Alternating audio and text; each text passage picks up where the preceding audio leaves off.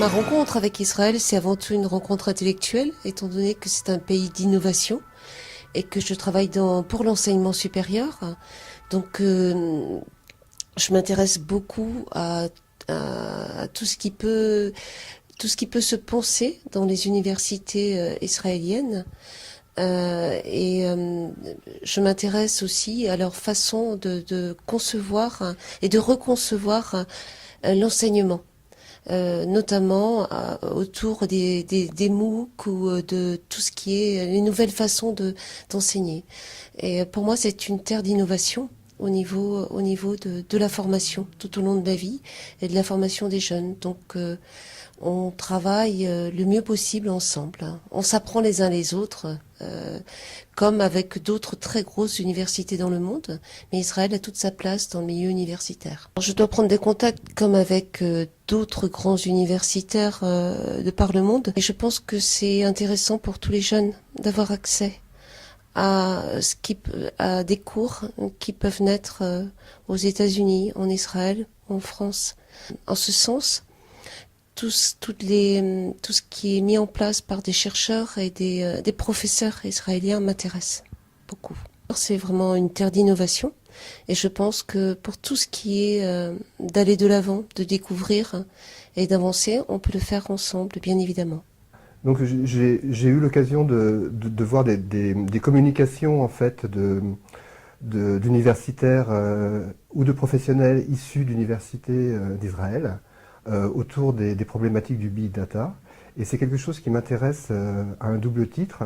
On est sur des projets où il faut agréger des données très hétérogènes pour pouvoir les analyser et les proposer à des gens dont c'est pas l'habitude de manipuler les données pour leur faciliter l'usage. Et donc j'ai vu des communications autour de ça. Et aussi une jeune israélienne qui présentait des outils en fait, qui étaient capables d'anticiper des comportements. Et ça nous intéresse puisque nous travaillons beaucoup sur l'aide à smoking quitting, c'est-à-dire arrêter de fumer, ce qu'on appelle nous la défume, et on aurait besoin de ces outils pour analyser des flots de texte et pouvoir anticiper des comportements de rechute ou des comportements de stabilisation de l'arrêt du tabac. Il y a des outils qui ne sont pas du tout destinés à ce qu'on veut faire, et ça nous intéresse de travailler dessus pour les réorienter sur ce qu'on veut faire. Donc il y a un échange. Et je pense que ce sur quoi on travaille, ça va intéresser aussi les universitaires israéliens. Parce que ce sur quoi on travaille, c'est à la fois effectivement des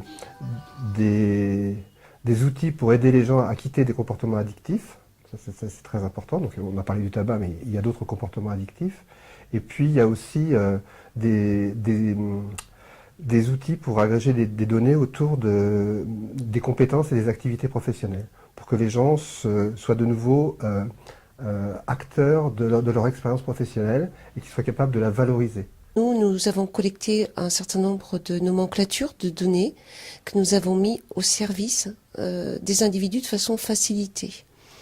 Et dans ce que nous avons entendu au niveau des communications de chercheurs israéliens, on est dans la même recherche de faciliter la vie de chaque personne pour que chaque personne aille plus loin et puisse grandir. Et c'est ça qui est intéressant, que ce soit dans la formation, qui est notre domaine à nous, ou dans la médecine, ou dans toutes les applications de la vie quotidienne. C'est vraiment là le but recherché, travailler sur des masses de données, les rendre lisibles et faciliter ainsi la vie de chacun. C'est un travail qui existe en Europe et par extension aussi dans des relations avec des pays partenaires comme Israël.